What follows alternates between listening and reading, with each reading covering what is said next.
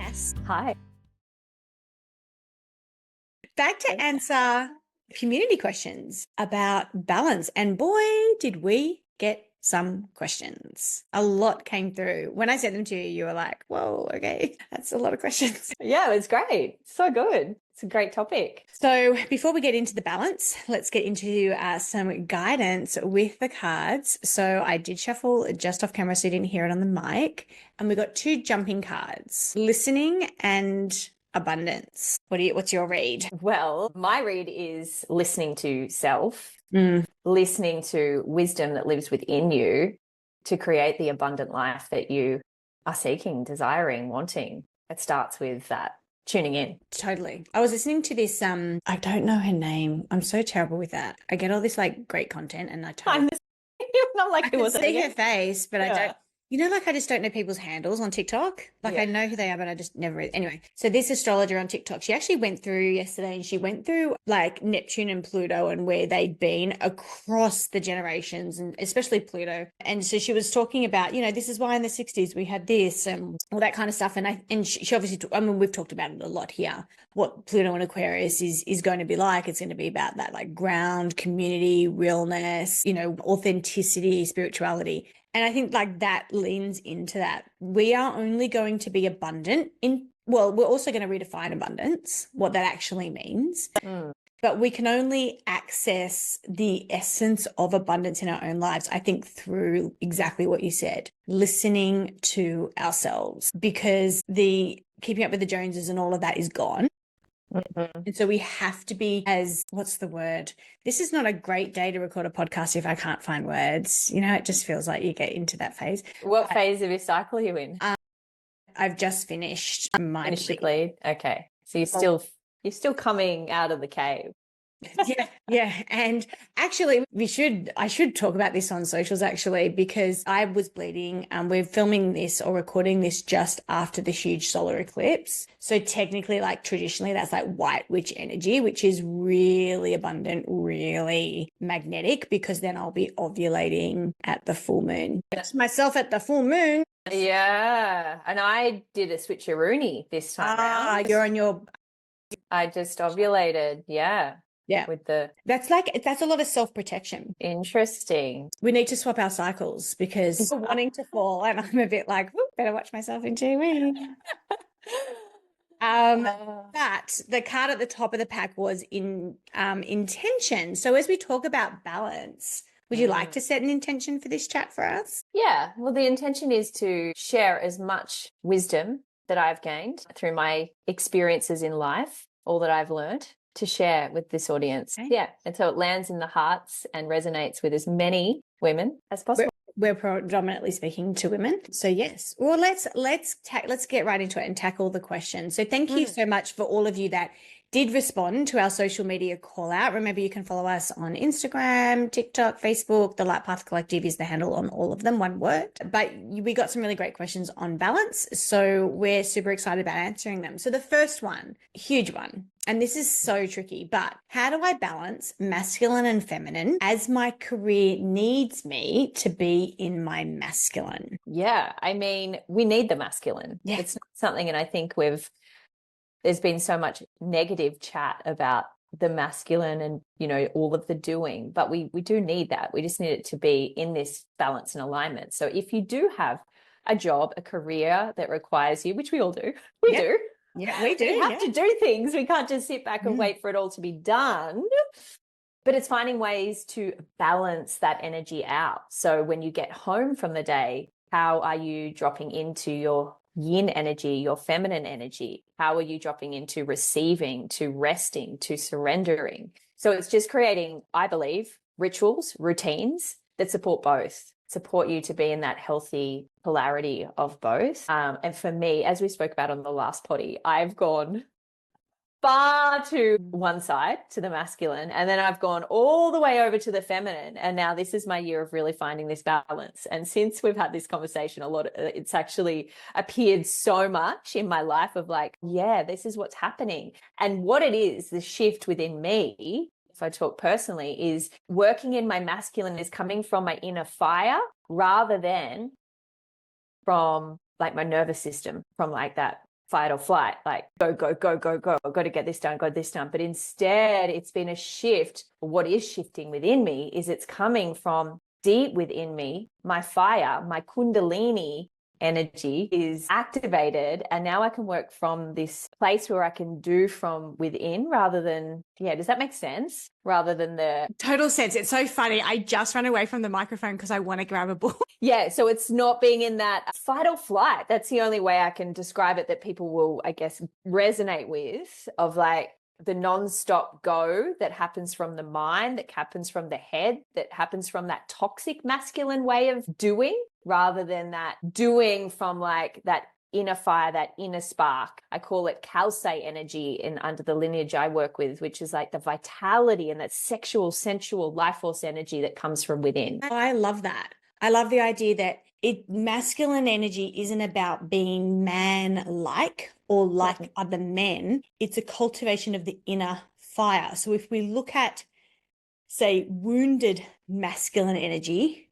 aggression, stuck in your mind, competitive, withdrawn, has to be right, needs to fix, all of that is very, I think, reflective of how we're taught to be at work, because we're trying to be like the men. But if you maybe at work could channel your healthy masculine energy, like you're talking about the inner fire, of creating safety, of holding space, walking with integrity, committed to truth, to listen deeply, humble, seeking mentorship, being reflective, peaceful, grounded, observant. Yes. Hallelujah. So I got that list from this beautiful book from Danae Logan, Sovereign Love. And Danae has already been on the podcast, or is going to be on the podcast. I cannot remember the order of podcasts coming out. I think she's coming up on the podcast, but she wrote this great book about relationships actually, and the divine masculine feminine balance. But I'm just using some of her lists in terms of those characteristics. So you can be in your divine masculine in work. I love that. Think of it as inner fire. But I also would challenge people to be thinking about their workplace. And it's something that I sit with, and I will be really honest, and struggle with. Well, I would struggle with it if I was in somebody else's business. I don't struggle in it in my own because I'm the boss, so it's fine.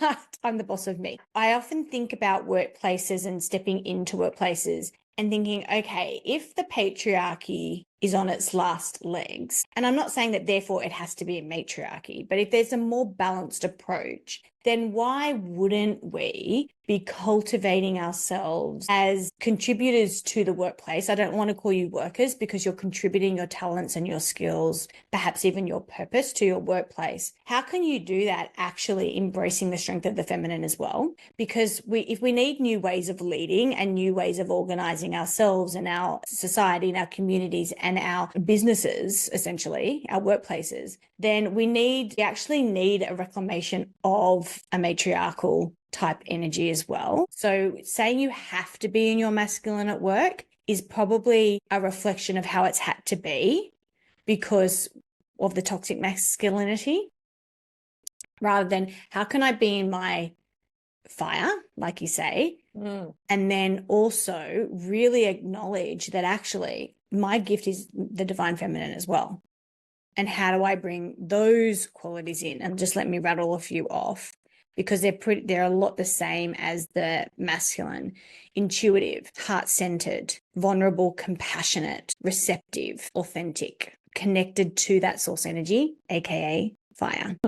So I think that there's maybe it's a challenge for you to be like, is this about balance or is this about reclamation? Yeah. And it's showing up as, exactly like your true self, authentic self. And I think what definitely needs to change in businesses, it's like women have a cycle, and well, until we hit menopause, of course, but it's like, why are we not speaking to where we are in a phase of our cycle and tapping into the gifts that we have in each of those phases? Like that should be a no-brainer, because when we're bleeding, we are our most intuitive. We can tap into that intuition, that creativity, but we need that space and that time. It's not a time to be out, speaking in front of a crowd or a boardroom or whatever it is that you do for work, but instead like spending more time within and being like, okay, cool, what's not working in the business? Let's release that. We need to come up with some new ideas or whatever it might be. Into that. Yeah. And how can you be strategic in that? Okay, I roughly know my cycle. So here's what I'm going to, if you can, Yeah. I'm going to try and not schedule those types of meetings on that day. Right. Yeah. I'm And, going to wait and I till don't I'm know. ovulating and I'm in my most magnetic, and I'm going to sell that pitch, or I'm going to get on a, story on Instagram or whatever it is in your relevant business. And I'm going to, share myself. And then that is going to create way more flow. And how can we educate the men in the workplace of being like, we're not on a 24-hour cycle? So yeah, I mean, how amazing would it be? Like, just FYI, if I was a guy, I'd be killing life right now, right? Because I would just be out there changing my workplace structure in to accommodate women in that way. Yeah. And dating would be so easy because you just basically have to allow her to be, and you have to just exalt her, and like everything's fine. It would be so easy to be a guy right now. So all this chatter in media about how hard the male loneliness epidemic and how hard it is to be a man, I'm like, play smarter, not harder. Yeah. You can actually just use this information to your ease and advantage. Anyway, that's just a side. This question is going to be more for you. How do I balance out the amount of energy I give to my family who I love? Yeah, this is a big one. And I had a conversation with a friend yesterday. She said to me, oh gosh, I still haven't booked in with this person. I haven't booked my hair to get done. Like all these little things that she was talking about. She goes, I just put my son first always before me. And then I'm like last. I said to her, I actually do the opposite. I put myself first, because if I don't put myself first and I am not the best version, having the most energy, not feeling resentful or angry or pissed off, then I'm going to be like, I am holding this family together. So it's important for me to be the best that I can be energetically. So I will always dedicate time to myself. And this has taken years, mind you, like this has taken trial and error and hard conversations with my partner. And, it still happens where it's like, okay, I'm taking an hour now because I need it. Sometimes that can be jarring for him if he's busy or he's got stuff he's got to do as well. Or, it's compromising and working together and sharing when I'm not feeling appreciated or when I haven't had enough space. My partner travels for work. So I'm solo mumming a lot more than the average Joe. So yeah. And I have to find time for myself. It's my number one priority. It's like my energetic, spiritual, emotional, physical health comes first. Sorry. Yeah, no, but not sorry. Not sorry, absolutely not, because it's so important. And I've done it the other way and it doesn't work for me, and it shouldn't work for anybody. It's not how we are designed. We're not designed to be constantly going and doing and being in that masculine energy. We need space and time. We need to process. We need to be in our own energy field to actually feel what's going on. And not to assume that your partner, if you are parenting with a partner, not to assume that your partner can anticipate and know what you need. Like you literally have to. It's not fair on him to think that he understands and knows. They have no idea. They don't have an idea about the mental load that women go through. They don't get it. Because in my experience, even when my partner is with my child, it's not the same. Like my son requires more from me because I am his number one safety. He was in my belly, that's just what it is. So it's just different. It's a different relationship, and they are their truest, most whingy, cryy, needy self with their mama, like in my experience. So that's what we get. So we require more time to ourselves. I agree with absolutely everything you're saying, but I'm going to go left of center. Yeah, please. That's what I do. But I also would maybe challenge you or provoke you, and you as in the person who asked this question, not you necessarily, or you who are listening, that part of giving to your family is a really conscious, probably, choice that you made, and that I can't imagine how draining it is, but sometimes just reminding yourself of the privilege that it is and the moment in time that it is. I picked my niece up from school yesterday, and obviously, I'm not trying to compare, and I know that what you guys are going through, but we had to have a little discussion because she got an email from her teacher to her mother, and her mother shared it with me. And I walked away from that because then I had to rush to work. And I was like, oh, how nice that I could use my skills for her in that moment, even though she didn't want to be in that moment with me because she didn't want to have a discussion about being disruptive in class. But like sometimes I think if when you're in it all the time, you forget what an honor is to be in it. And so the giving is probably more about you not speaking up, like you say, and you have to say to your partner, I need an hour. Like, I'm taking this, and those boundaries, rather than like it's overwhelming. It is overwhelming. Like, it's going to be overwhelming. So I'm not sure that really made sense. And I'm not here to upset anyone because I know. Yeah, of course. And, you know, it's a part of our service, our dharma, being here as mothers. It is, absolutely. And it is such a privilege. And obviously trying for a second baby and seeing people with lots of children and they're in it and they're overwhelmed and all the stuff going on. You're like, oh gosh, I want that. Yeah. Like, remember that you welcomed it in. Yeah, exactly. It's very true. And it does. And it's funny at, you know, most days, isn't it? Where you're just like, oh my gosh, if I had to see one more pile of toys. Yeah, it is a part of it. And it's one big fat mess most of the time. And, you know, you're fumbling your way through motherhood.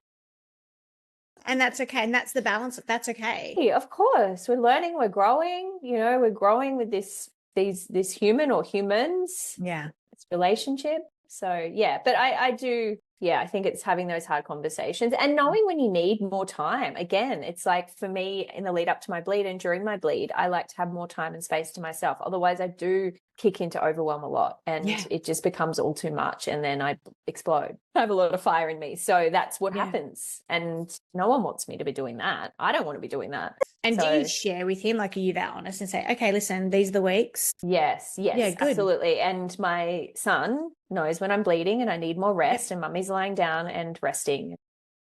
Yeah, so nice. Part of our family conversation. I don't cook dinner on the first night of my bleed. Full stop. Yeah, nice. Yeah, nice. Just creating little rituals for you that help you feel safe and help you feel like you're being respected as well and honored as a woman. For sure. And stop expecting other people to anticipate that. Yeah, exactly. Oh, my partner had no idea until I had those conversations. And still I have to remind him about things. Yeah. So they're not going to know and nor should they be expected to without hearing it from you. For sure. We're going to flip back to the workplace a bit, and this is probably one a bit more for me, but how do I balance stress, which is a large factor of my job? I'm a teacher. Should I go first on this one, given that?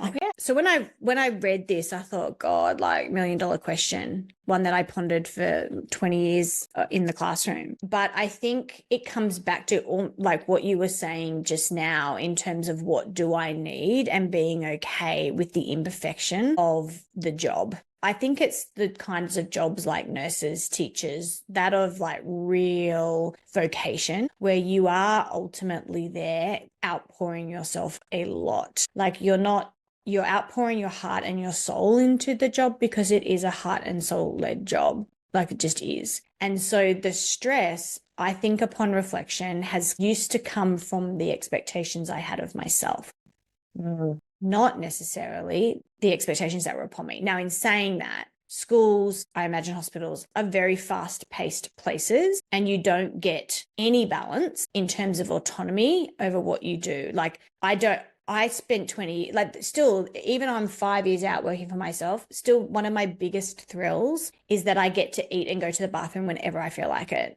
It's still a thrill for me. And because you just couldn't, like sometimes it would be like half a day I'd have to wait. And like to get really crass with you, but like this is what teachers do out there. When I was on my bleed, I would have to double up in terms of protection because I didn't know when I'd get to the bathroom. Wow. Because it's so go and rigid and you're being pulled in 20 different directions. So I get the stress, but I would say if I had my time over again, I wish I had known more about my nervous system. And I wish I'd had practices that could help me calm my nervous system down. I think I spent 20 years in complete fight or flight. And I know that you have in your past career as well in the fitness industry and in corporate. So any type of work, there's going to be stress. So that question of how much of this stress am I putting on myself in terms of my own expectations? Because there are plenty of teachers I work with where we're not stressed and they were, laid back as. That was not me. And I was in leadership too, because, type A, go, go, go. Like, I don't think I am type A, but, it just happened that way. Like, I was just in leadership really young and it just continued to go. I wish I could discern the stress I was putting on myself as opposed to the stress that was actually there in front of me, and then being really in tune with my nervous system, because I probably would have said no more. I probably would have had better attempt at balance. But just be aware that the type of job teaching is, you're probably never going to find balance, which is why people leave the career, because it's very intense. Yeah. And also energetic practices. It's like what's mine and what's not. As you said, discerning. It's like making sure that you know how to energetically clear yourself. You know how to put yourself in a bubble, a crystal, whatever it is, to protect yourself, that you're not taking on anyone else's stuff. Because when you're in those environments, like in a hospital or in a classroom, that's a lot of energy that may not be yours. And if you're an empath, if you have lots of water in your chart, Pisces, Scorpio, what's the other one? Cancer. Then, and you probably do if you're in that kind of career, right? Yep. And you don't know what's yours and what's not. So it's like that fine line. So I would say, nervous system regulation, finding those little things that you can tap into throughout the day, at night, in the morning, energetic clearing, energetic practices to make sure you are sealed and you are not taking on anyone else's crap. You don't need the extra. Yeah. So comment on this episode below. We'll put out some content around how to do that as well. But remind me by commenting on this, because I won't remember. I love this next question. Inspired action versus pushing uphill. There's a proverbial in there. When it gets harder before making the explosive breakthrough, I quit. Oh my God, we love this stuff. This is what we teach. Okay, so how do you find that balance in your experience? I have literally just been in this for years of feeling like I'm forcing and pushing it uphill. Look at us trying not to swear. We're being so I know. Today. I love that. Do we need to? Okay. No, we can just slap a language warning on. Okay. Where it's like, I should be doing this. I should be showing up. I should be sharing this. But it's actually not coming from the inner fire. It's coming from the mind and the ego. Like, I need to be seen. I need to be relevant. I need to, And it is literally only the last few weeks, as it before we jumped on this recording, I said, I feel really inspired. And it's coming from within, where it's feeling like I'm having to try. It just feels like it's coming so naturally. And so it's flowing. It's flowing. So it's understanding, I guess, what those feelings feel like. Like, what does it feel like when you're really struggling, things are hard, and realigning? It's like, this is a chance to look at things in your life and be like, what isn't in alignment? What, whatever it is I'm trying to do, is this actually what I want to do? Or is this something that I think I should be doing and the way that I should be doing it? Or is it, I think it's just a really good chance to review, to refine, to release anything that's not serving, and then get on a path that feels more aligned. Yeah, I think unless you have the experience of the universal laws of magnetism, detachment, then you're not going to be able necessarily to really understand that. And I think how you just beautifully described that, I think it comes down to really, really, really knowing yourself. Like, you can't do that unless you're really in connection with and communion with your authentic self. So basically, like, because nothing is ever as it seems, you have to be constantly working on yourself in order for all these things just to automatically sort themselves out. So if you're constantly working on your self-concept and really connecting in with yourself, listening to yourself, then you're going to be able to more easily understand the call for action and the need for surrender, and using your intuition when to do that. I'm pretty sure I have done a podcast episode on the law of detachment. I'm literally quickly scrolling back through the podcast episodes now, but I can't see it as I'm talking to you guys. So just scroll back through. I'm pretty sure I have, but just to let you know, I'm actually going to be recording a series that they'll just be released over the year. But I really want to break down a lot of the laws of the universe, because I think that when you understand them, you can then start playing with them. So like, how to become like a conscious creator in terms of like pushing stuff uphill as opposed to then allowing it to come through, like understanding what you can only control, what you can control, understanding the cause and effect law, understanding the law of detachment, understanding the universal law of magnetism, understanding the universal law of inspired action. So when you understand these as energetic concepts, I think that you can better be acting in that inner fire or that masculine energy when it feels great. And like you say, also as a woman, link to your cycle, and then know that, okay, there is a time we actually have to stop and surrender and allow it to come in. And for me personally, like last year, I worked really hard on my nervous system. This year, I'm working really, really, really hard on the aspect of the divine feminine. And the divine feminine is something I'm going to be talking about a lot more too on the podcast, is being receptive. So I'm really good at creating. I'm really good at aligning, really crap at receiving. And I noticed this especially when dealing with the masculine. So for example, the other day I was in the gym and I had a really heavy weight and I rolled it across the gym floor to use it. And then I needed to roll it back, but there were people in the way. So I stopped Matt in what he was doing and I beckoned him over and I'm like, hey, can you come over here and put this away for me? And he's like, oh, you want me to put the weight away? And then as he said that, the path cleared. So I just started rolling it with my foot. I didn't even give him I didn't even give myself the opportunity to receive his help. And he was like, what are you doing? You're rolling it. And so I'm so quick to call it in and so quick not to receive it. And so I think that all those energetics, like you can have the breakthrough when you do the things that make you feel really uncomfortable or a little less natural to you. And then you see it straight away. As soon as I did it, I saw it, what I'd done. And I was like, oh, silly Billy. Like I just, asked for help and then I didn't receive it. Does that kind of make sense? Did I go on a total tangent there? No, it definitely makes sense. I get that too. Like in moments, people are like, oh, can I help you? I'm like, oh, no, I'm okay. I've got this. It's like, wait, that could have been so much easier if I just said yes. And then I'm telling the universe that, yes, I need support. I need help. Whereas I'm like, I can do it all. I can do it. I can hold my child. I can hold the groceries. I can push like that's the kind of thing, right? And then I'm like, I feel so unsupported. Yeah. But in those moments, catching yourself and be like, oh, okay, yeah, I'm worthy of being able to receive and sharing that message with the universe that this is what you're open to, receiving more help, support, abundance, whatever it might be. Yeah. And it's also creating space, isn't it?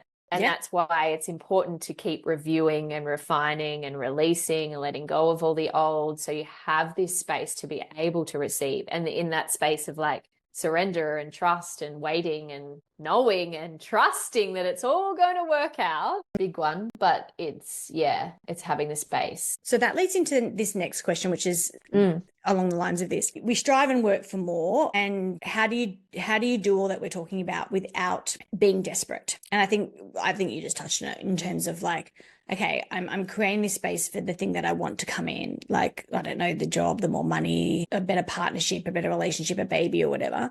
So we've all got stuff that we want and that we're working towards. But that desperation energy, you can't be in faith and desperation at the same time. No.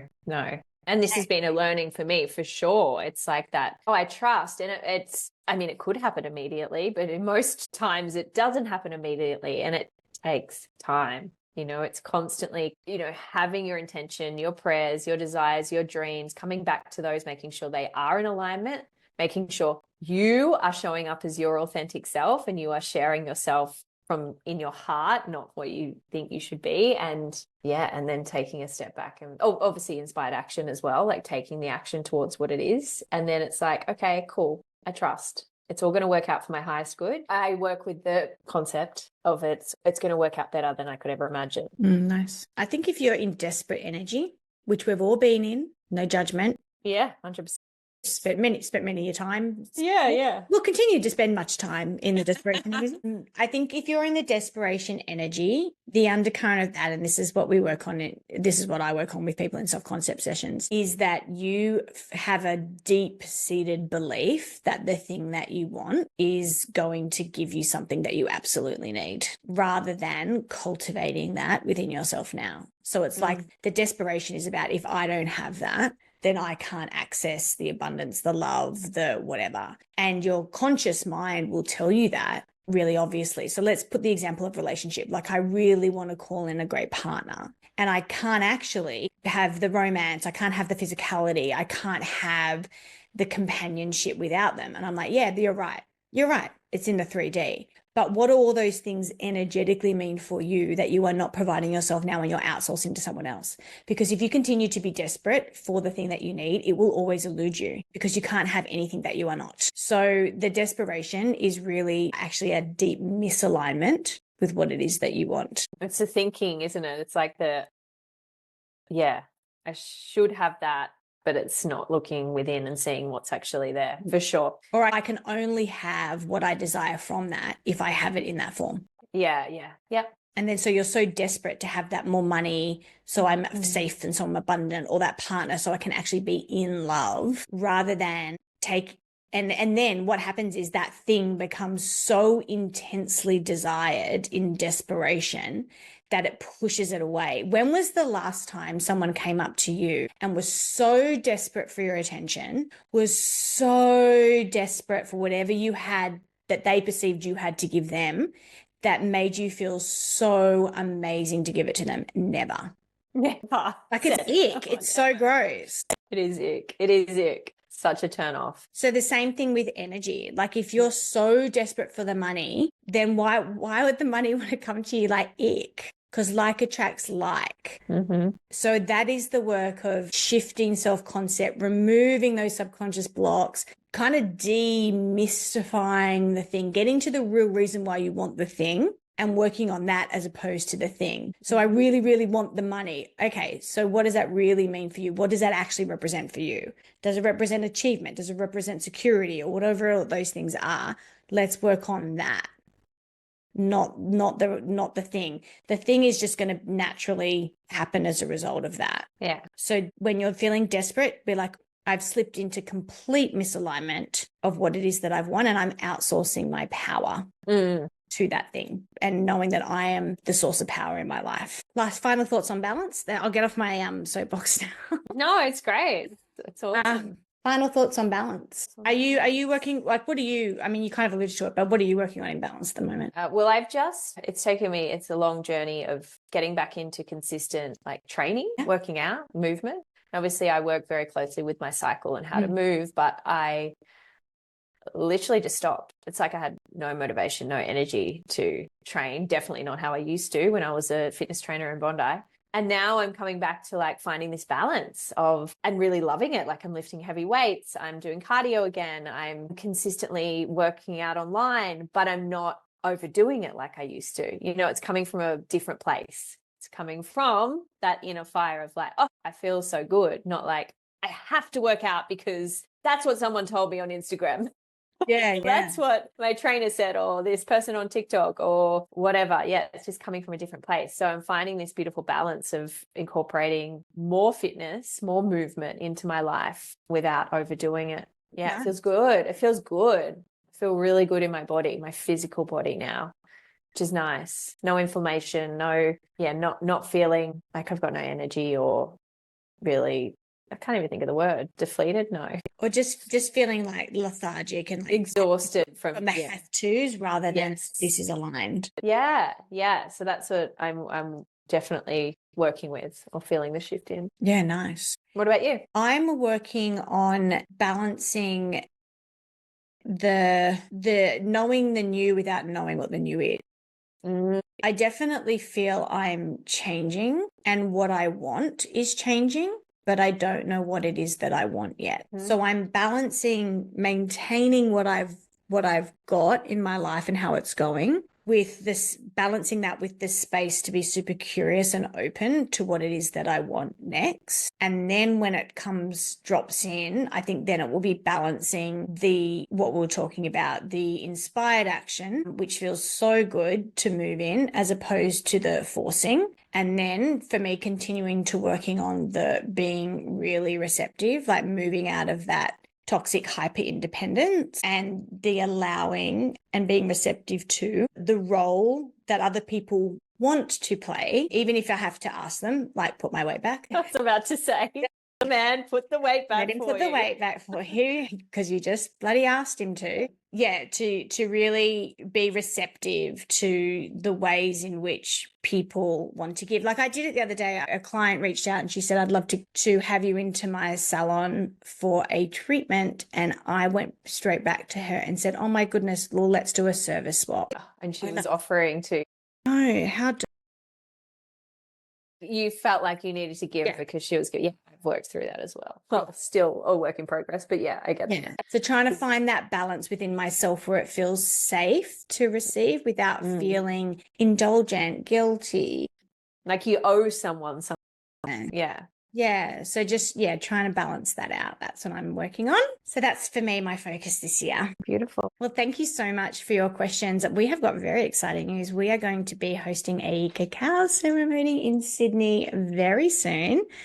Cass will be with us. So make sure you keep your eyes peeled on your inbox because you know your VIPs are going to get the first chance for tickets. They will be limited. And then we'll pop it on socials for you guys to come and sit with us in person. What I think is just the most beautiful experience of Cass leading us in a cacao ceremony. So it brings us back into balance. Yeah, brings us back into harmony. Yeah. I mean, that's real. I mean, would you say that's the core purpose of that ceremony ritual? Absolutely. Bringing you back into your body, balancing your heart and your mind in this heart coherence. And this is where everything happens, right? This is where we heal. This is where we can bring our dreams into reality. This is, it's all out. So keep your eyes peeled for that. But until next time, we are just sending you so much love and light as you walk your path. Thanks, Cass. Thank you.